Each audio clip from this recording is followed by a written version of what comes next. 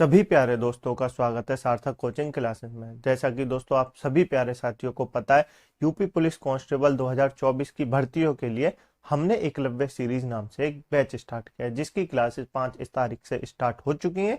यदि आपने वो क्लासेस नहीं देखी पुरानी, तो आप उन क्लासेस को अवश्य देख लें। ठीक है, आज हमारे हिंदी का तीसरा चैप्टर है। कौन सा तीसरा चैप्टर है? 2 चैप्टर हमने कंप्लीट कर लिए, एक वर्णमाला और एक संधि। ठीक है, आज हम पढ़ेंगे दोस्तों समास के बारे में। काफी इंपॉर्टेंट चैप्टर है, इसलिए आप इस क्लास को पूरा ध्यान से देखिए। ठीक है, तो चलिए बिना देर के हुए हमारी आज की हिंदी की समास की क्लास स्टार्ट करते हैं। लेकिन उससे पहले जो प्यारे दोस्त नए हैं वो चैनल को सब्सक्राइब कर लेंगे, वीडियो को लाइक कर देंगे, दोस्तों में शेयर कर देंगे। ठीक है दोस्तों, चलिए अपनी क्लास स्टार्ट करते हैं। देखिए दोस्तों, सबसे पहले जान लेते हैं समास के बारे में। समास होता क्या है? देखिए दोस्तों, समास का शाब्दिक अर्थ होता है संक्षेप में लिखना। क्या होता है दोस्तों? समास का शाब्दिक अर्थ होता है संक्षेप में लिखना। ठीक है दोस्तों, संक्षेप में लिखना जैसे जैसे कि एक बहुत बड़ा नाम होता है, उसको छोटे अक्षरों में लिखना। कैसे लिखना? देखिए दोस्तों, जैसे आप मान लीजिए रसोईघर। क्या मान लीजिए? रसोईघर। रसोई का घर क्या होता है? रसोई का घर। इसको कैसे लिखेंगे? तो इसको लिख देंगे इतने बड़े को छोटे में, रसोई घर। कैसे लिख देंगे? रसोई घर, ऐसे लिख देंगे। ठीक है दोस्तों, आप जैसे मान लीजिए रेलवे स्टेशन। ठीक है दोस्तों, बहुत सारी चीजें जिनको हम छोटा करके लिख सकते हैं, उसको कहते हैं संक्षेप में, यानी कि समास कहते हैं। क्या कहते हैं दोस्तों? उनको कहते हैं समास। ठीक है दोस्तों, समास की परिभाषा क्या होती है दोस्तों? एक बार समास की परिभाषा जान लेते हैं। देखिए दोस्तों, समास की परिभाषा होती है, समास का तात्पर्य है संक्षिप्तीकरण। संक्षिप्तीकरण जैसे मैंने अभी आपको समझाया था, संक्षेप में करना। क्या करना? छोटे में करना। बहुत बड़े अक्षर को छोटे में लिखना, उसको कहते हैं संक्षिप्तीकरण। ठीक है दोस्तों, दो या दो से अधिक शब्दों से मिलकर बने हुए एक नवीन एवं सार्थक शब्द को समास कहते हैं। ठीक है दोस्तों, देखिए दोस्तों, जब दो शब्द मिले होते हैं, जैसे अभी मिला है रसोई और एक क्या मिला है? घर, तो क्या बन गया? रसोई घर बन गया। इसका एक अपना शाब्दिक अर्थ होता है। ठीक है दोस्तों, रसोई घर का शाब्दिक अर्थ होता है, जैसे कि अपना मैंने बताया रसोई का घर। रसोई के लिए घर जो होता है उसको कैसे बनते हैं? रसोई घर। ठीक है दोस्तों, इसी तरह आप तोड़ सकते हैं, इसको कहते हैं समास। ठीक है दोस्तों, चलिए आगे चलते हैं। देखिए दोस्तों, अब हमने क्या जानना है? अब हमें जानना है, हमने समास के बारे में। समास तो जान लिया क्या होता है, लेकिन आपने नाम सुना होगा एक और, समास विग्रह। समास विग्रह का अर्थ क्या होता है दोस्तों? समास विग्रह का अर्थ होता है सामसिक शब्दों के बीच के संबंधों को स्पष्ट करना, समास विग्रह कहलाता है। विग्रह के पश्चात सामसिक शब्दों का लोप हो जाता है। देखिए, जैसे आपको मैंने बताया था, क्या बताया था? आप देखिए यहाँ लिख रहा है राज का पुत्र। राजा का पुत्र होता है, राजा का पुत्र। राजा का पुत्र होता है ना, इसको कैसे तोड़ेंगे? इसको तोड़ेंगे राजपुत्र। कैसे तोड़ेंगे? राजपुत्र। ठीक है दोस्तों, कल मैंने आपको संधि पढ़ा चुके हैं हम, तो आपको संधि याद होगी। देखिए दोस्तों, राजपुत्र यानी राजा का पुत्र। अब राजा का पुत्र होगा तो हमने क्या लिख दिया? हमने राजपुत्र लिख दिया। होना क्या चाहिए था? राजा का पुत्र। अब राजा का पुत्र में क्या लोप हो गया? का लोप हो गया। क्या लोप हो गया दोस्तों? का लोप हो गया। तो वो क्या होता है? वो समास विग्रह होता है। ठीक है दोस्तों, तो आपको समास विग्रह समझ में आया और समास भी समझ में आया। ठीक है दोस्तों, सामसिक पद कितने होते हैं दोस्तों? सामसिक पद होते हैं 2। कौन से होते हैं दोस्तों? समास विग्रह में 2 सामसिक पद होते हैं। एक तो पूर्व पद होता है। क्या होता है दोस्तों? एक तो पूर्व पद होता है, एक होता है उत्तर पद। क्या होता है दोस्तों? एक तो पूर्व पद होता है, एक होता है उत्तर पद। ठीक है दोस्तों, पूर्व पद क्या होता है? पूर्व पद पहले का पद होता है, जैसे कि मैंने अभी आपको लिख के दिखाया था रसोई घर। क्या लिख के दिखाया था? रसोई घर लिख के दिखाया था। ठीक है दोस्तों, जैसे राजा का पुत्र राजपुत्र लिख रहा है, तो हमने रसोई घर लिख के दिखाया था। अब हम इसको तोड़ेंगे, तो कैसे तोड़ेंगे? रसोई प्लस घर के में। ठीक है दोस्तों, तो रसोई क्या हो गया? रसोई पहला वर्ण हो गया। क्या हो गया? रसोई पहला अर्थ हो गया। दूसरा क्या हो गया? दूसरा हो गया घर। ठीक है दोस्तों, तो आप जानेंगे पूर्व पद और उत्तर पद क्या होता है। ठीक है दोस्तों, पूर्व पद क्या होता है? जो पहले का वर्ण होता है, और उत्तर पद क्या होता है? जो बाद का वर्ण होता है। ठीक है दोस्तों, बस आपको इतना ही जानना था। जैसे मैंने यहाँ लिखा भी है, जैसे गंगा जल। गंगा, इसमें गंगा क्या है? गंगा पूर्व पद है, और जल क्या है? जल उत्तर पद है। गंगा जल को कैसे विच्छेद करेंगे? गंगा प्लस जल। कैसे तोड़ेंगे? गंगा धन जल में। ठीक है दोस्तों, गंगा धन जल में तोड़ देंगे, तो गंगा क्या हो जाएगा? गंगा पूर्व पद हो जाएगा, और जल क्या हो जाएगा? जल उत्तर पद हो जाएगा। ठीक है दोस्तों, समझ में आया? बिल्कुल आया होगा। ठीक है दोस्तों, अब जान लेते हैं दोस्तों प्रधान पद और गौण पद क्या होते हैं। आपने नाम सुना होगा प्रधान पद और गौण पद, यदि नहीं सुने तो आज जान लीजिए प्रधान पद और गौण पद क्या होते हैं। देखिए दोस्तों, जब हम समाज पढ़ते हैं तो समाज में प्रधान पद और गौण पद का बहुत महत्वपूर्ण है। देखिए दोस्तों, वह पद होगा जिससे सामसिक शब्द का अर्थ पूरी तरह प्रभावित होगा। प्रधान पद क्या होगा? वह पद होगा जिससे सामसिक शब्द का अर्थ पूरी तरह प्रभावित होगा। ठीक है दोस्तों, गौण पद क्या होगा? गौण पद वह पद होगा जिससे सामसिक शब्द में बहुत कम या ना के बराबर कोई प्रभाव पड़े। ठीक है दोस्तों, गौण पद मतलब जिससे ना के बराबर किसी शब्द में प्रभाव पड़े। ठीक है दोस्तों, प्रधान पद जिससे पूरे शब्द में बहुत बहुत प्रभाव पड़े। ठीक है दोस्तों, तो वो होता है प्रधान शब्द और गौण शब्द। आगे चल के हम बताएंगे एग्जाम्पल में कि गौण शब्द और प्रधान शब्द क्या होते हैं। अभी आप इतना जान लीजिए। ठीक है दोस्तों, समास के भेद कितने होते हैं? समास 6 प्रकार के होते हैं। समास कितने प्रकार के होते हैं? समास 6 प्रकार के होते हैं। आपसे एग्जाम में पूछे समास कितने प्रकार के होते हैं, तो आपको बताना है समास 6 प्रकार के होते हैं। ठीक है दोस्तों, कितने प्रकार के होते हैं? समास 6 प्रकार के होते हैं। कौन कौन से होते हैं? एक होते हैं अव्ययभाव। क्या होता है दोस्तों? एक होता है अव्ययभाव समास, एक होता है तत्पुरुष समास, एक होता है द्विगु समास, एक होता है द्वंद्व समास, एक होता है बहुव्रीहि समास और एक होता है कर्मधारय समास। ठीक है दोस्तों, कौन कौन से होते हैं आप बोलेंगे एक बार?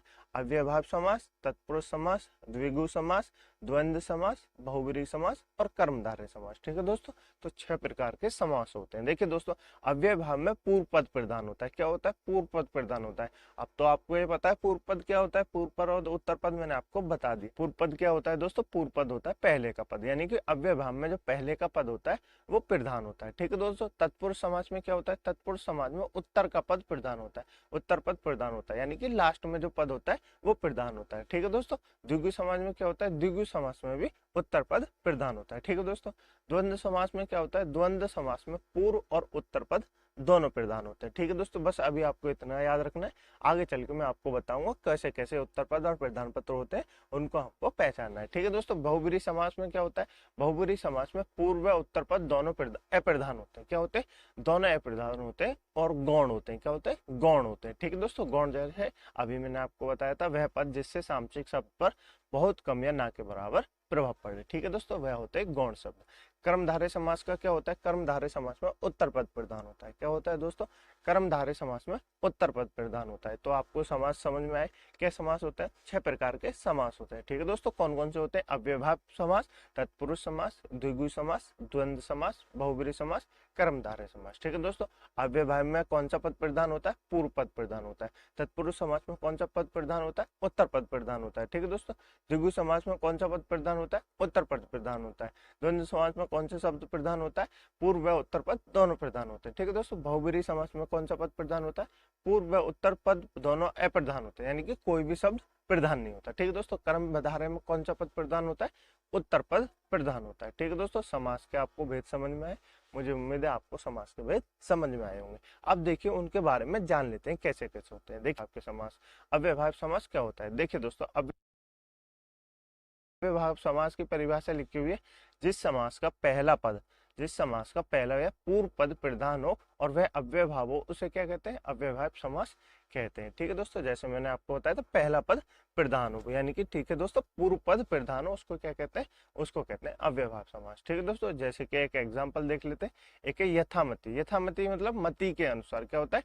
यथामति मतलब मति के अनुसार। ठीक है दोस्तों, आमरण मतलब मृत्यु कर। इनमें यथा और आ क्या है? या अव्यय। ठीक है दोस्तों, अव्यय क्या है दोस्तों? आ और अव्यय। देखिए दोस्तों, मैं आपको बता दूं अव्यय भाव में क्या होता है। अव्यय भाव में उपसर्ग जो होते हैं ना, उपसर्ग अभी हमने पढ़े नहीं है तो आपको पता नहीं होगा, आप अभी थोड़े से जान लीजिए। उपसर्ग और प्रत्यय क्या होते हैं? उपसर्ग और प्रत्यय जो होते हैं ना, वो अव्ययभाव समास में आते हैं। अव्ययभाव समास में क्या आते हैं? उपसर्ग और प्रत्यय आते हैं। देखिए दोस्तों, उपसर्ग और प्रत्यय क्या आते हैं? आपको छोटे छोटे शब्दों में बता देता हूँ। वो शब्द जिनका किसी शब्द में जुड़ने से क्या होता है दोस्तों? वो वर्ण जिनके किसी शब्द में जुड़ने से ना के बराबर अर्थ हो। जैसे कि क्या लिख लें? आजीवन लिख लें। क्या लिख लें? आजीवन लिख लें। ठीक है दोस्तों, तो आजीवन में क्या कोई फर्क पड़ेगा? नहीं। जैसे हम इसको आ लिख देंगे, आ प्लस जीवन। कैसे लिख देंगे? आ प्लस जीवन से लिख देंगे। तो इस जीवन में कोई फर्क पड़ा? नहीं पड़ा।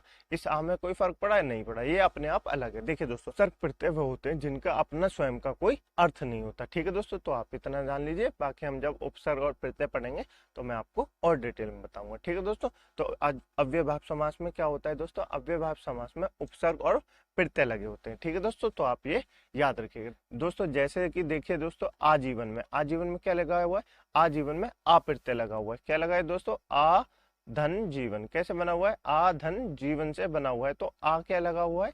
आ इसमें प्रत्यय लगा हुआ है। ठीक है दोस्तों, और ये आ इसमें उपसर्ग लगा हुआ है। ठीक है दोस्तों, नेक्स्ट है यथा समर्थ। यथा समर्थ क्या होता है?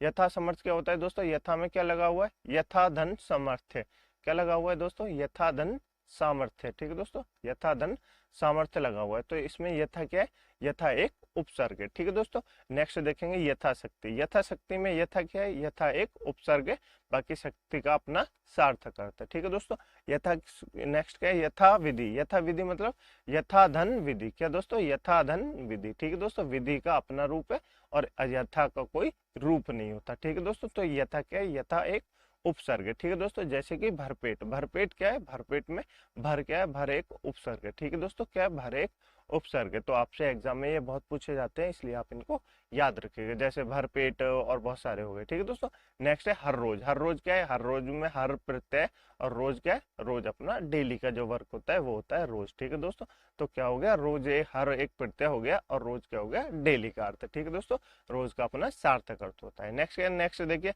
हाथों हाथ। हाथों हाथ में क्या होता है, हाथों धन हाथ। क्या होता है, हाथों धन हाथ। ठीक है दोस्तों, हाथों धन हाथ, इसमें क्या लिख रहा है, हाथों एक उपसर्ग लग रहा है। ठीक है दोस्तों, नेक्स्ट है प्रतिदिन।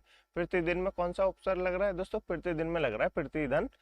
क्या लग रहा है, प्रतिधन दिन से। क्या लग रहा है दोस्तों, प्रतिधन दिन से लग रहा है। तो प्रति क्या है, प्रति इसमें उपसर्ग लग रहा है। ठीक है दोस्तों, नेक्स्ट है बेशक। बेशक कैसे लिखे जाएंगे, बेधन शक से। कैसे लिखा जाएगा, बेधन शक से। तो बे क्या है इसमें, बे एक जैसे कि आप बना सकते हैं बे से बेअकल। ठीक है दोस्तों, तो ऐसे क्या है, बे जो होता है वो एक अपसर्ग होता है। ठीक है दोस्तों, तो आप ये समझ जाएंगे। नेक्स्ट क्या है, नेक्स्ट है निडर। निडर में क्या लग रहा है दोस्तों, निधन। क्या लग रहा है, निधन डर लग रहा है। क्या लग रहा है, निधन डर लग रहा है। तो ये क्या हो जाएगा, निडर। नी क्या है इसमें, नी एक उपसर्ग है। ठीक है दोस्तों, नेक्स्ट है निशब्द। निसंदेह क्या है, निधन संदेह। क्या है दोस्तों, निधन संदेह। तो नी क्या है इसमें, नी एक उपसर्ग है। ठीक है दोस्तों, नेक्स्ट प्रतिवर्ष। प्रतिवर्ष में क्या संदेह, प्रतिधन वर्ष। क्या है दोस्तों, प्रतिधन वर्ष। तो आप इसमें बताएंगे क्या उपसर्ग है, इसमें है प्रति उपसर्ग। क्या है दोस्तों, इसमें है प्रति उपसर्ग। तो आपको समझ में आया अव्ययभाव समास क्या होता है।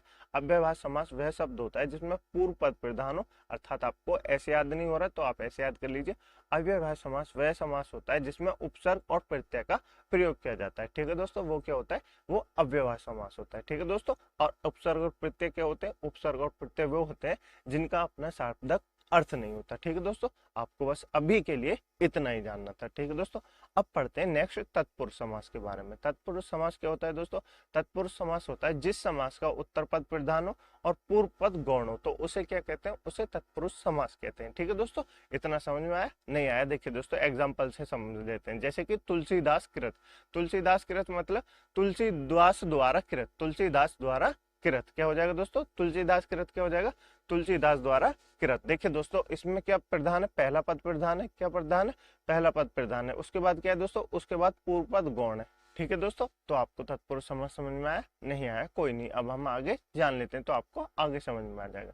देखिए दोस्तों, तत्पुरुष समाज की विभक्तियों के नाम के अनुसार तत्पुरुष समाज के 6 भेद होते हैं। देखिए दोस्तों, विभक्तियों के जो नाम होते हैं उनके अनुसार तत्पुरुष समाज के 6 भेद होते हैं। कौन कौन से भेद होते हैं, देखिए जान लेते हैं। कर्म तत्पुरुष समास क्या होता है दोस्तों, कर्म तत्पुरुष समास, और एक होता है कर्ण तत्पुरुष समास, एक होता है संप्रदान तत्पुरुष समास, एक होता है अपादान तत्पुरुष समास, एक होता है संबंध तत्पुरुष समास, एक होता है अधिकरण तत्पुरुष समास।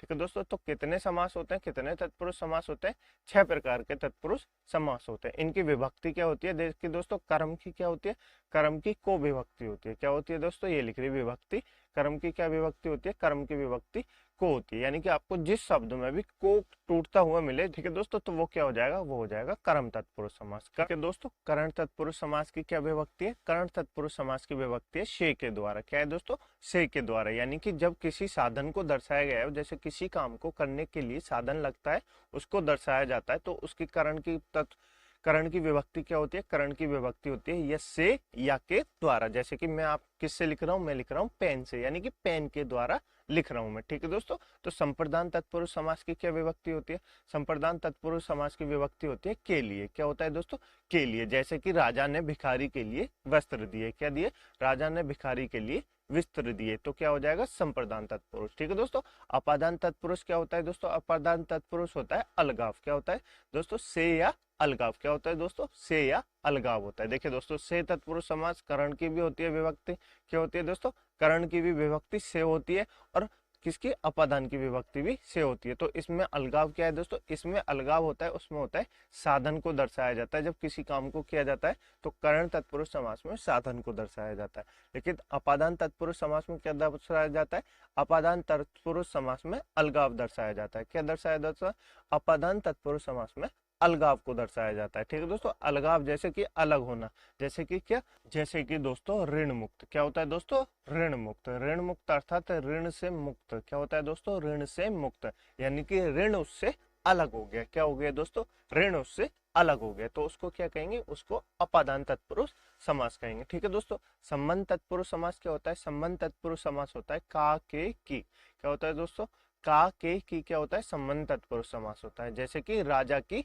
बेटी, क्या होता है, राजा की बेटी। तो क्या दर्शा रहा है दोस्तों, तो संबंध दर्शा रहा है। ठीक है दोस्तों, अब नेक्स्ट है अधिकरण तत्पुरुष समास। अधिकरण तत्पुरुष समास क्या होता है, अधिकरण तत्पुरुष समास में होता है मैं पर की विभक्ति। क्या होता है दोस्तों, मैं पर की विभक्ति होती है अधिकरण तत्पुरुष समास में। ठीक है दोस्तों, तो आप समझ गए तत्पुरुष समास के कितने भेद होते हैं। तत्पुरुष समास की विभक्तियों के अनुसार तत्पुरुष समास 6 के भेद होते हैं। कितने भेद होते हैं, तत्पुरुष समास के 6 भेद होते हैं। ठीक है दोस्तों, कौन कौन से भेद होते हैं, कर्म तत्पुरुष समास, करण तत्पुरुष समास, संप्रदान तत्पुरुष समास, अपादान तत्पुरुष समास, संबंध तत्पुरुष समास, और कौन सा होता है, अधिकरण तत्पुरुष समास। ठीक है दोस्तों, तो अब हम जान लेते हैं इनके कुछ उदाहरण। ठीक है दोस्तों, कैसे कैसे जान लेते हैं, देखिए दोस्तों, कर्म तत्पुरुष समास के उदाहरण क्या होते हैं। कर्म की विभक्ति क्या होती है दोस्तों, पहले बताइए, कर्म की विभक्ति होती है को। क्या होती है दोस्तों, कर्म की विभक्ति होती है को। तो मैंने आपको बताया, जब कोई भी वर्ण किससे टूटे, को विभक्ति से टूटे, तो वो क्या हो जाएगा, कर्म तत्पुरुष समास हो जाएगा। ठीक है दोस्तों, देखिए जैसे वन गमन, क्या होता है, वन को गमन। क्या होता है दोस्तों, वन को गमन, यानी वन को जाने वाले को क्या कहते हैं, वन को गमन। तो किससे टूटा है, को से टूटा है, तो कौन सा समास हो जाएगा, कर्मधारय तत्पुरुष समास हो जाएगा। ठीक है दोस्तों, नेक्स्ट है चिड़ी मार। चिड़ी मार कैसे, चिड़ी को मारने वाला। क्या होता है दोस्तों, चिड़ी को मारने वाला। क्या लिख रहा है, चिड़ी को मारने वाला। तो क्या विभक्ति हो जाएगी, को विभक्ति हो जाएगी, और को विभक्ति किसकी होती है, कर्म तत्पुरुष समास की होती है। ठीक है दोस्तों, नेक्स्ट है जेब कतरा। जेब कतरा जैसे जेब को कतरने वाला। क्या होता है दोस्तों, जेब को कतरने वाला होता है जेब कतरा। ठीक है दोस्तों, तो क्या हो जाएगा, कर्मधारय तत्पुरुष समास हो जाएगा। नेक्स्ट है गगन चुंबी। गगन चुंबी यानी गगन को चूमने वाला। क्या हो जाएगा दोस्तों, यानी गगन को चूमने वाला, तो क्या हो जाएगा, गगन चुंबी। ठीक है दोस्तों, तो इसमें क्या हो जाएगा, कर्मधारय तत्पुरुष समास। ठीक है दोस्तों, आपको कर्मधारय तत्पुरुष समास के उदाहरण समझ में आए, बिल्कुल समझ में आए होंगे। बस आपको इतना याद रखना है, कर्मधारय तत्पुरुष समास की विभक्ति क्या होती है, को विभक्ति होती है। क्या होती है दोस्तों, को विभक्ति होती है, यानी कि जब कोई वर्ण को से टूटे तो वो क्या हो जाएगा, कर्मधारय तत्पुरुष समास हो जाएगा। ठीक है दोस्तों, नेक्स्ट है करण तत्पुरुष समास। करण तत्पुरुष समास क्या होता है दोस्तों, पहले बताइए, करण की विभक्ति क्या होती है। करण की विभक्ति होती है से या के द्वारा। क्या होती है दोस्तों, से या के द्वारा। ठीक है दोस्तों, यानी जब किसी भी साधन को दर्शाया जाए तो वो क्या होता है, वो होता है करण तत्पुरुष समास। ठीक है दोस्तों, जैसे देखिए रेखांकित। क्या होता है दोस्तों, रेखांकित। रेखांकित अर्थात रेखा के द्वारा अंकित। क्या होता है दोस्तों, रेखा के द्वारा अंकित है। जैसे मैंने कोई लाइन खींच ली, ये रेखा हो गई, तो ये क्या हो जाएगा, मैं आपको रेखा से दर्शा रहा हूँ ना, तो क्या हो जाएगा, रेखा के द्वारा अंकित। ठीक है दोस्तों, नेक्स्ट है गुण युक्त। गुण युक्त अर्थात गुण से युक्त, यानी गुण के द्वारा युक्त, यानी वह गुण से भरा हुआ है। तो क्या दर्शाया जा रहा है, से विभक्ति दर्शाई जा रही है के द्वारा। क्या दर्शाई जा रही है, से द्वारा। व्यक्ति किससे भरा हुआ है, व्यक्ति गुण के द्वारा भरा हुआ है। ठीक है दोस्तों, नेक्स्ट है मनमाना। मनमाना यानी मन के से मानने वाला। क्या होता है, मन से माना हुआ, यानी मन के द्वारा मानने वाला। ठीक है दोस्तों, तो क्या हो जाएगा, करण तत्पुरुष समास हो जाएगा। ठीक है दोस्तों, नेक्स्ट है रतन जनित। रतन जनित यानी रतनों से जनित। क्या होता है दोस्तों, रत्नों से जनित, यानी रत्नों के द्वारा जनित जो होता है उसको कहते हैं रतन जनित। ठीक है दोस्तों, तो क्या हो जाएगा, करण तत्पुरुष समास हो जाएगा। करण तत्पुरुष समास की विभक्ति क्या होती है, से या के द्वारा। क्या होती है दोस्तों, से या के द्वारा। तो आपको ये भी याद हो गया है। ठीक है दोस्तों, ये भी आपको समझ में आ गया। नेक्स्ट जान लेते हैं संप्रदान तत्पुरुष। संप्रदान तत्पुरुष समास की विभक्ति क्या होती है,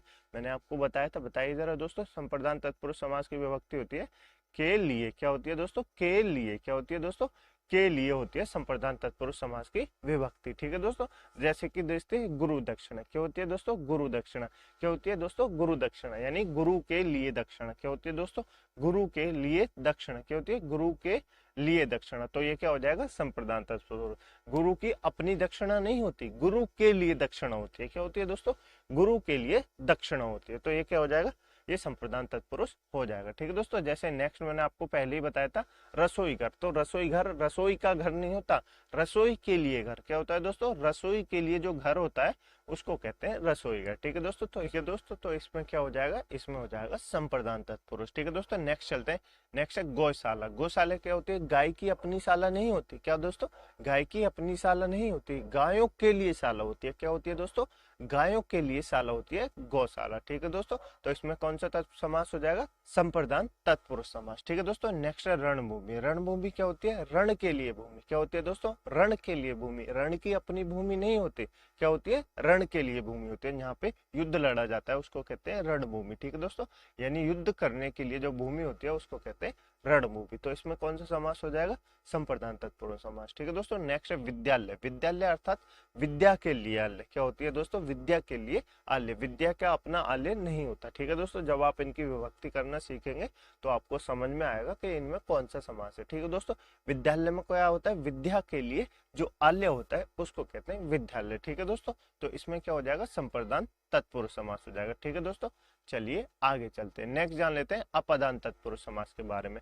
अपादान तत्पुरुष समास क्या होता है दोस्तों, अपादान तत्पुरुष समास की विभक्ति मैंने आपकी बताई थी, से या क्या होती है, से या अलगाव को दर्शाता है। क्या होती है, से क्या होती है दोस्तों, से विभक्ति होती है जो कि किसको दर्शाता है, जो कि अलगाव को दर्शाता है। ठीक है दोस्तों, जैसे कि मैंने आपको बताया था ऋण से मुक्त। क्या होता है, ऋण से मुक्त, तो यानी व्यक्ति किससे मुक्त हो गया, ऋण से अलग हो गया। क्या हो गया, ऋण से अलग हो गया। ठीक है दोस्तों, नेक्स्ट है दोष मुक्त। दोष मुक्त अर्थात दोष से मुक्त होना। क्या होना है दोस्तों, दोष से मुक्त होना, यानी व्यक्ति दोष से मुक्त हो चुका है, यानी दोष उससे अलग हो चुका है। ठीक है दोस्तों, तो क्या हो गया, अपादान तत्पुरुष समास हो गया। क्या हो गया, अपादान तत्पुरुष समास हो गया। ठीक है दोस्तों, नेक्स्ट है देश निकाला। देश निकाला अर्थात देश से निकाला हुआ। क्या होता है, देश से निकाला हुआ, जो व्यक्ति देश से निकाल दिया जाता है उसको क्या कहते हैं, उसको क्या दे दिया गया, उसको देश निकाला दे दिया गया, यानी कि देश उससे अलग हो गया। क्या हो गया दोस्तों, देश उससे अलग हो गया। ठीक है दोस्तों, नेक्स्ट है सेवानिवृत्ति। सेवानिवृत्ति अर्थात से निवृत्ति। क्या होता है, सेवा से निवृत्ति, अर्थात जो व्यक्ति ड्यूटी करता था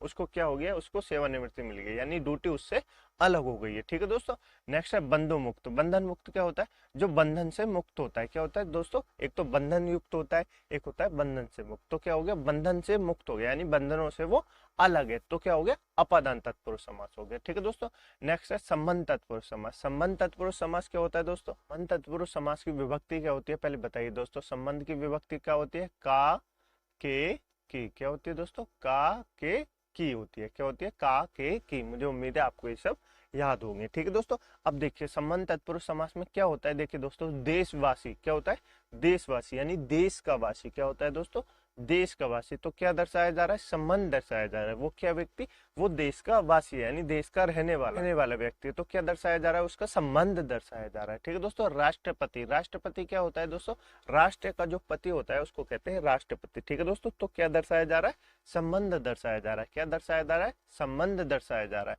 नेक्स्ट क्या है, सेनापति। सेनापति क्या होता है, सेना का पति। क्या होता है दोस्तों, सेना का पति, यानी सेना का जो पति होता है उसको कहते हैं सेनापति। तो क्या दर्शाया जा रहा है, संबंध दर्शाया जा रहा है। नगर, नगर श्रेष्ठ। नगर श्रेष्ठ यानी नगर का जो सेठ होता है उसको कहते हैं नगर सेठ। ठीक है दोस्तों, तो क्या दर्शाया जा रहा है, संबंध दर्शाया जा रहा है। ठीक है दोस्तों, नेक्स्ट है सेना अध्यक्ष। सेना अध्यक्ष अर्थात सेना का जो अध्यक्ष होता है वो क्या होता है, सेना अध्यक्ष होता है। ठीक है दोस्तों, नेक्स्ट है फलहार। फलहार क्या होता है, फल का जो आहार होता है उसको कहते हैं फलहार। ठीक है दोस्तों, नेक्स्ट एक और मैं आपको बता देता हूँ, जैसे राजा की पुत्री मैंने आपको बताया था, राजपुत्री। क्या होती है, राजपुत्री होती है अर्थात राजा की पुत्री। ठीक है दोस्तों, तो क्या हो जाएगा, राजा की पुत्री। संबंध क्या हो जाएगा, राजा की पुत्री। क्या हो जाएगा, राजा की पुत्री। ठीक है दोस्तों, तो ये क्या हो गया, ये हो गया संबंध तत्पुरुष समास। ठीक है दोस्तों, नेक्स्ट है अधिकरण तत्पुरुष समास। अधिकरण तत्पुरुष समास क्या होता है दोस्तों, अधिकरण तत्पुरुष समास होता है जिसमें मैं पर की विभक्ति है। क्या है दोस्तों, मैं या पर की विभक्ति है। क्या है दोस्तों, मैं या पर की विभक्ति है। ठीक है दोस्तों, जैसे कि देखिए दोस्तों, वनवास। क्या होता है दोस्तों, वन को, वनवास। क्या होता है दोस्तों, वनवास, यानी वन को जाने वाले। क्या होता है दोस्तों, वन को जाने वाले, यानी वन में जो वास करते हैं उनको क्या कहते हैं, उनको कहते हैं वनवास। ठीक है दोस्तों, तो क्या हो गया, ये कौन सा तत्पुरुष समास हो गया, ये हो गया अधिकरण तत्पुरुष समास। ठीक है दोस्तों, नेक्स्ट है ध्यान मगन। ध्यान मगन यानी ध्यान में मगन। क्या होता है दोस्तों, ध्यान में मगन, तो क्या हो जाएगा, तो हो जाएगा अधिकरण तत्पुरुष समास। ठीक है दोस्तों, नेक्स्ट है घुड़सवार, यानी घोड़े पर सवार। क्या होता है दोस्तों, घोड़े पर सवार। ठीक है दोस्तों, ठीक है दोस्तों, घुड़सवार यानी घोड़े पर सवार। क्या हो जाएगा, घोड़े पर सवार। ठीक है दोस्तों, चलिए नेक्स्ट चलते हैं। नेक्स्ट है जलमग्न, यानी जल में मग्न। क्या होता है दोस्तों? जल में मग्न, तो क्या हो जाएगा? अधिकरण तत्पुरुष समास। ठीक है दोस्तों, नेक्स्ट है कृतघ्न। क्या होता है दोस्तों? कृतघ्न अर्थात घी में पका अन्न। क्या होता है दोस्तों? घी में पका अन्न, तो क्या हो जाएगा? अधिकरण तत्पुरुष समास हो जाएगा। ठीक है दोस्तों, मुझे उम्मीद है आपको तत्पुरुष समास बिल्कुल समझ में आ गया होगा। ठीक है दोस्तों, नेक्स्ट जान लेते हैं दोस्तों। नेक्स्ट है कर्मधारय समास। क्या है दोस्तों? कर्मधारय समास अर्थात कर्मधारय समास का अर्थ क्या होता है दोस्तों? कर्मधारय समास का अर्थ होता है जिस समास का उत्तर पद प्रधान हो और पूर्व पद उत्तर पद में विशेषण या विशेष्य अथवा उपमेय या उपमान का संबंध हो, वह क्या होता है? वो कर्मधारय तत्पुरुष समास होता है। जैसे कि आपको परिभाषा समझ में नहीं आई, कोई बात नहीं, मैं आपको उदाहरण की तरह समझाता हूँ। जैसे चंद्रमुख। क्या हो गया दोस्तों? चंद्रमुख, यानी चंद्र सामुख। क्या हो गया? चंद्र सामुख। तो मुख कैसा है? मुख है चंद्र जैसा। क्या है दोस्तों? मुख कैसा है? मुख है चंद्र जैसा। कैसा है दोस्तों? मुख है चंद्र जैसा। तो किसकी विशेषता बताई जा रही है? मुख की विशेषता बताई जा रही है कि मुख है चंद्र जैसा। तो विशेषण क्या हो गया दोस्तों? विशेषण हो गया चंद्र। क्या हो गया दोस्तों? विशेषण हो गया चंद्र। क्या हो गया? विशेषण हो गया चंद्र। और मुख्य क्या हो गया? मुख हो गया विशेष्य। क्या हो गया दोस्तों? मुख हो गया विशेष्य। ठीक है दोस्तों, किसकी विशेषता बताई जा रही है? मुख की विशेषता बताई जा रही है। मुख कैसा है? मुख चंद्र जैसा है। ठीक है दोस्तों, मुख कैसा है? मुख चंद्र जैसा है। जैसे चरण कमल। चरण कैसे हैं? चरण मान लो कमल जैसे हैं। कैसे दोस्तों? चरण कमल जैसे हैं। ठीक है दोस्तों, तो किसकी विशेषता बताई जा रही है? चरणों की विशेषता बताई जा रही है कि चरण कमल जैसे होते हैं। ठीक है दोस्तों, नेक्स्ट है जैसे कमल नयन। कमल नयन यानी नयन कैसे? कमल जैसे। कैसे नयन है दोस्तों? नयन है कमल जैसे। तो क्या हो जाएगा? नयन क्या हो जाएगा? नयन तो विशेष्य हो जाएगा। किसकी विशेषता बताई दी जा रही है? नयनों की विशेषता बताई जा रही है, अर्थात आंखों की विशेषता बताई जा रही है। और विशेषण क्या हो जाएगा? कमल हो जाएगा। क्या हो जाएगा दोस्तों? विशेषण हो जाएगा कमल, क्योंकि नैनो की विशेषता क्या बताई जा रही है? नैनो की विशेषता बताई जा रही है कमल। नैन कैसे है? नैन दोस्तों कमल के समान है। ठीक है दोस्तों, नेक्स्ट है नील कमल। नील कमल कैसा है? नील में क्या बताया जा रहा है? नील कमल की क्या बताई जा रही है? कमल की विशेषता बताई जा रही है। कमल कैसा है? कमल नीला है। कैसा है दोस्तों? कमल नीला है। कैसा है दोस्तों? कमल नीला है। तो विशेषता क्या बताई जा रही है? कमल की विशेषता बताई जा रही है। नेक्स्ट है पीतांबर। पीतांबर अर्थात पीला अंबर। क्या होता है दोस्तों? पीला अंबर या पीले वस्त्र। ठीक है दोस्तों, पीला अंबर यानी कि विशेषता अंबर कैसे? अंबर है पीले। कैसे हैं दोस्तों? अंबर है पीले। तो विशेषता किसकी बताई जा रही है? अंबर यानी वस्त्रों की विशेषता बताई जा रही है कि वस्त्र जो है वो है पीले। कैसे हैं दोस्तों? वस्त्र जो है वो है पीले। ठीक है दोस्तों, समझ में आया आपको धार्य तत्पुरुष समास? ठीक है दोस्तों, नहीं आया आप एक बार फिर से देखिए, आपको समझ में आ जाएगा। ठीक है दोस्तों, बहुत आसान है, इसमें कुछ ज्यादा वो नहीं है। देखिए दोस्तों, नेक्स्ट है द्विगु समास। क्या है दोस्तों? द्विगु समास। द्विगु समास ऐसे नहीं लिखते हैं, यू टाइपिंग में ऐसा नहीं आता। ठीक है दोस्तों, ऐसे लिखते हैं द्विगु समास। कैसे लिखते हैं? द्विगु समास। ठीक है दोस्तों, तो आप याद रखिएगा द्विगु समास कैसे लिखते हैं। द्विगु समास ऐसे लिखते हैं। ठीक है दोस्तों, द्विगु समास क्या होता है? द्विगु समास की परिभाषा जान लेते हैं। जिस समास का पूर्व पद संख्यावाचक हो, विशेषण हो, उसे क्या कहते हैं? उसे द्विगु समास कहते हैं। ठीक है दोस्तों, इसमें समूह अथवा समाहार का बोध होता है। जैसे देखिए मैंने क्या बताया, आप ध्यान से पढ़िए। जिस समास का पूर्व पद संख्यावाचक विशेषण हो, उसे क्या कहेंगे? उसे द्विगु समास कहेंगे। ठीक है दोस्तों, नहीं समझ में आया आप एग्जाम्पल देखिए, आपको बिल्कुल समझ में आ जाएगा। जैसे देखिए दोस्तों, नववर्ष। क्या होता है? नवगिरह। क्या होता है दोस्तों? नवगिरह यानी 9 गिरोह का समूह। क्या होता है दोस्तों? 9 गिरोह का समूह। 9 इसमें क्या दे रखा है? 9 एक संख्यावाचक दे रखा है। क्या देख रखा है? 9 एक संख्यावाचक दे रखा है। तो क्या हो जाएगा? क्या हो जाएगा? द्विगु समास हो जाएगा। क्या हो जाएगा दोस्तों? द्विगु समास हो जाएगा। नेक्स्ट है त्रिलोक। त्रिलोक अर्थात 3 लोकों का समूह। क्या हो जाएगा दोस्तों? 3 लोकों का समूह हो जाएगा। 3 लोकों का समूह त्रिलोक। ठीक है दोस्तों, तो 3 क्या है इसमें? 3 एक संख्यावाचक विशेषण है, तो क्या हो जाएगा? द्विगु समास हो जाएगा। जैसे दोस्तों चौमासा। चौमासा में 4 मासों का समूह। क्या होता है दोस्तों? 4 मासों का समूह यानी कि चौमासा। तो क्या हो जाएगा? पहला पद क्या है? पहला पद संख्यावाचक है। ठीक है दोस्तों, नेक्स्ट है नवरात्रि यानी 9 रात्रियों का समूह। क्या हो जाएगा दोस्तों? 9 रात्रियों का समूह क्या हो जाएगा? नवरात्रि। ठीक है दोस्तों, नेक्स्ट है अठन्नी। अठन्नी में क्या हो जाएगा? 8 आनों का समूह। क्या हो जाएगा दोस्तों? 8 आनों का समूह। तो क्या हो जाएगा? द्विगु समास हो जाएगा। ठीक है दोस्तों, एक बहुत ज्यादा एग्जाम्पल में जो एग्जाम में पूछा जाता है वो मैं आपको बताता हूँ। जैसे कि देखिए आपसे पूछेगा, क्या पूछेगा? आपसे पूछेगा 15। मान लीजिए आपसे पूछ रहा है 15। क्या मान रहा है? पूछ रहा है, आपसे पूछ रहा है 15। ठीक है दोस्तों, तो 15 कैसे लिखते हैं? 1 और 5 से लिखते हैं। कैसे लिखते हैं दोस्तों? 1 और 5 से लिखते हैं। तो एक अपना खुद का सार्थक अर्थ रखता है, जैसे कि एक व्यक्ति, और 5 अपना अलग सार्थक अर्थ रखता है। तो क्या हो जाएगा? ये दोनों अलग अलग हो जाएंगे। क्या हो जाएंगे? दोनों दोनों अलग अलग हो जाएंगे। तो ये क्या हो जाएगा, इसमें हो जाएगा द्वंद्व समास। क्या हो जाएगा दोस्तों, इसमें हो जाएगा द्वंद्व समास। जब दोनों का अपने अलग अलग बोध प्रकट कर रहे हो तो हो जाता है द्वंद्व समास। ठीक है दोस्तों, तो इनमें क्या होता है, जब पहला पद संख्यावाचक हो तो क्या होता है, तो होता है द्विगु समास। ठीक है दोस्तों, जब दोनों पद संख्यावाचक हो तो क्या हो जाएगा, द्वंद्व समास। क्या हो जाएगा दोस्तों, द्वंद्व समास। ठीक है दोस्तों, यानी कि 1 से लेकर 9 तक की जो काउंटिंग है उनमें क्या होगा, उनमें हो जाएगा द्विगु समास। ठीक है दोस्तों, उसके बाद जो काउंटिंग आएगी जैसे 15, 16, 19, 20 आपसे पूछे जाए 65, तो क्या हो जाएगा, वो हो जाएगा द्वंद्व समास। ये आप इंपोर्टेंट याद रखिए क्योंकि इससे एग्जाम में क्वेश्चन पूछे जाते हैं। ठीक है दोस्तों, चलिए आगे चलते हैं, नेक्स्ट जान लेते हैं दोस्तों द्वंद्व समास के बारे में। द्वंद्व समास क्या होता है, देखिए दोस्तों द्वंद्व समास क्या होता है। द्वंद्व समास होता है जिस समास के दोनों पद प्रधान होते हैं तथा विग्रह करने पर अथवा या एवं लगता हो या और लगता हो वह क्या हो जाएगा, द्वंद्व समास हो जाएगा। क्या हो जाएगा दोस्तों, द्वंद्व समास हो जाएगा। द्वंद्व समास ऐसे नहीं लिखते, ऐसे लिखते हैं। कैसे लिखते हैं, द्वंद्व समास ऐसे लिखते हैं। ठीक है दोस्तों, तो आप याद रखेंगे द्वंद्व समास ऐसे लिखते हैं। तो द्वंद्व समास होता क्या है दोस्तों, जिस समास के दोनों पद प्रधान होते हैं तथा विग्रह करने पर और अथवा या एवं लगता है वह होता है द्वंद्व समास। ठीक है दोस्तों, उदाहरण के रूप में जान लेते हैं, जैसे पाप और पुण्य। क्या होता है, पाप और पुण्य। इसमें क्या होता है दोस्तों, इसमें विलोम शब्द भी आते हैं। क्या होते हैं दोस्तों, इसमें विलोम शब्द भी आते हैं। जैसे लाभ और हानि। क्या होता है दोस्तों, लाभ और हानि, इसमें विलोम शब्द भी आते हैं, ये भी आप याद रखेंगे। ठीक है दोस्तों, ये जो बीच में चिन्ह लगा हुआ है ये क्या होता है, ये योजक चिन्ह होता है। क्या होता है दोस्तों, ये जो लगा हुआ है ये क्या होता है, ये योजक चिन्ह होता है। तो आप इसको याद रखेंगे जब हम चिन्ह पढ़ेंगे।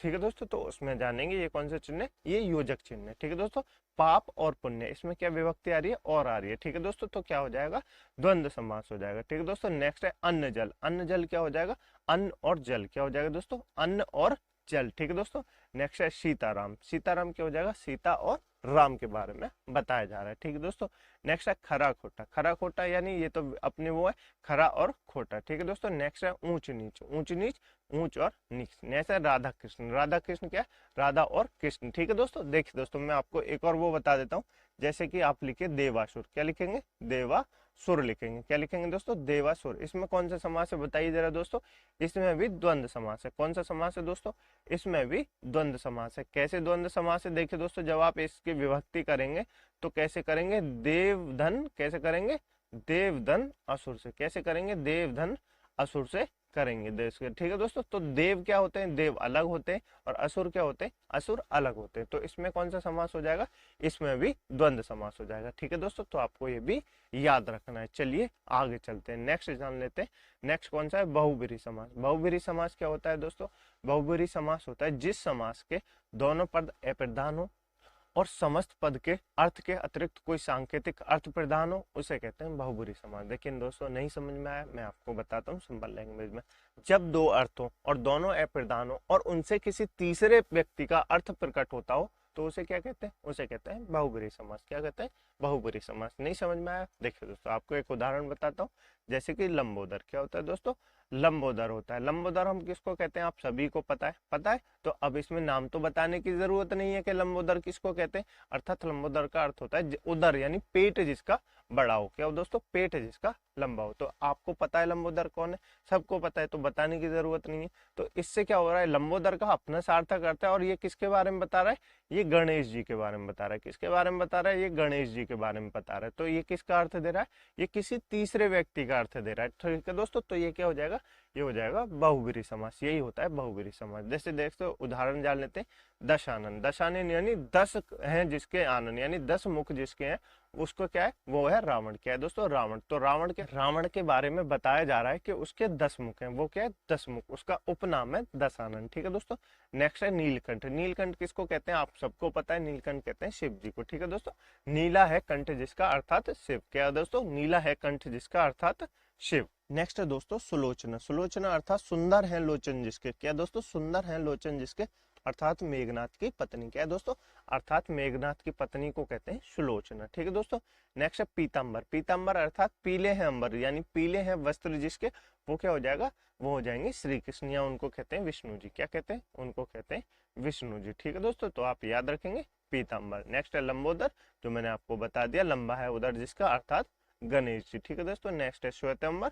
श्वेतांबर अर्थात श्वेत हैं जिसके अंबर अर्थात सरस्वती जी। ठीक है दोस्तों, तो आप याद रखेंगे इन ये क्या होते हैं, बहुब्रीहि समास होते हैं। जैसे कि आपको एक और मैं बताऊं, चक्रपाणी क्या होता है दोस्तों, चक्रपाणी क्या होता है दोस्तों, चक्रपाणी। तो ये क्या हो जाएंगे, ये हो जाएंगे विष्णु जी या कृष्ण जी। क्या हो जाएंगे, विष्णु जी या हो जाएंगे कृष्ण जी। ठीक है दोस्तों, विष्णु या कृष्ण जी क्या हो जाएंगे दोस्तों, विष्णु या कृष्ण जी। चक्रपाणी कौन है, विष्णु या कृष्ण जी। तो ये क्या हो जाएंगे, ये हो जाएंगे बहुब्रीहि समास। ठीक है दोस्तों, आपको समास समझ में आए, मुझे उम्मीद है आपको समास समझ में आए होंगे। ठीक है दोस्तों, अगर आपको समाज समझ में आए तो वीडियो को लाइक कर दीजिए दोस्तों, दोस्तों में शेयर कर दीजिए। ठीक है दोस्तों, देखिए दोस्तों अब एक बार हम क्विक रिवीजन कर लेते हैं क्या क्या पढ़ा था हमने। देखिए दोस्तों, हमने पढ़ा था सबसे पहले समास पढ़े थे। ठीक है दोस्तों, समास कितने प्रकार के होते हैं, समास 6 प्रकार के होते हैं। ठीक है दोस्तों, समास कितने प्रकार के होते हैं, समास 6 प्रकार के होते हैं। कौन कौन से होते हैं, अव्ययभाव समास होते हैं, तत्पुरुष समास होते हैं, और कौन से होते हैं दोस्तों, द्वंद्व समास होते हैं, द्विगु समास होते हैं, कर्मधारय समास होते हैं। क्या होता है, वो होता है बहुब्रीहि समास। ठीक है दोस्तों,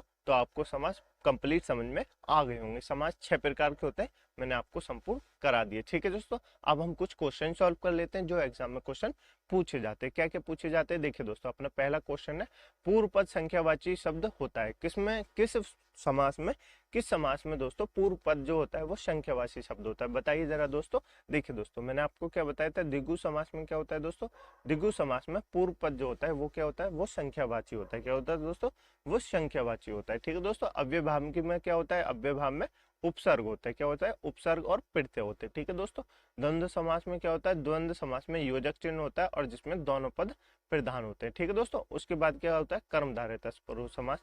कर्मधारय तत्पुरुष समास क्या होता है दोस्तों, कर्मधारय समास होता है जिसमें किसी वर्ण की विशेषता बताई जाती हो। ठीक है दोस्तों, वो क्या हो जाएगा, वो हो जाएगा कर्मधारय तत्पुरुष समास। नेक्स्ट चलते हैं, नेक्स्ट है दोस्तों जन्मांध। जन्मांध में कौन सा समास है, बताइए जरा दोस्तों, जन्मांध में कौन सा समास है। देखिए दोस्तों, जन्मांध को कैसे तोड़ेंगे, जन्म से अंधा। कैसे तोड़ेंगे, जन्म से अंधा। देखिए दोस्तों, कैसे तोड़ेंगे, जन्म से अंधा। कैसे तोड़ेंगे, जन्म से अंधा। तो क्या दोस्तों, क्या बताया जा रहा है, जन्म से अंधा। क्या है तो दोस्तों, जन्म से व्यक्ति क्या है, जन्म से अंधा है। तो क्या बताया जा रहा है, अंधे के बारे में बताया जा रहा है कि वो व्यक्ति जन्म से अंधा है। तो कौन सा समास है, कर्ण तत्पुरुष समास है। कौन सा समास है, कर्ण तत्पुरुष समास है, जिसमें क्या विभक्ति होती है, कर्ण की से व्यक्ति होती है। क्या होती है, से या के द्वारा। क्या होती है दोस्तों, से या के द्वारा होती है। ठीक है दोस्तों, और एक और में होती है, से किस में होती है, अपदान में होती है।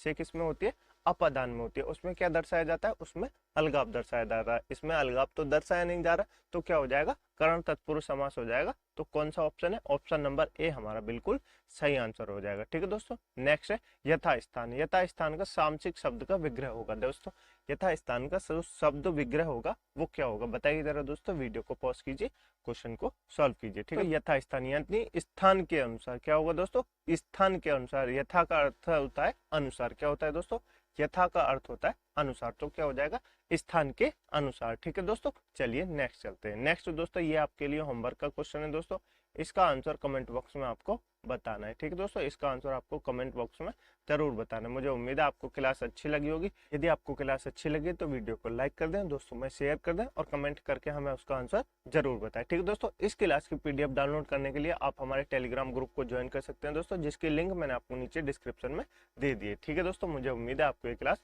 बहुत अच्छी लगी होगी। ठीक है दोस्तों, मिलते हैं कल इसी समय नए चैप्टर के साथ, तब तक के लिए अपना ध्यान रखिएगा। ठीक है दोस्तों, जय हिंद, जय भारत।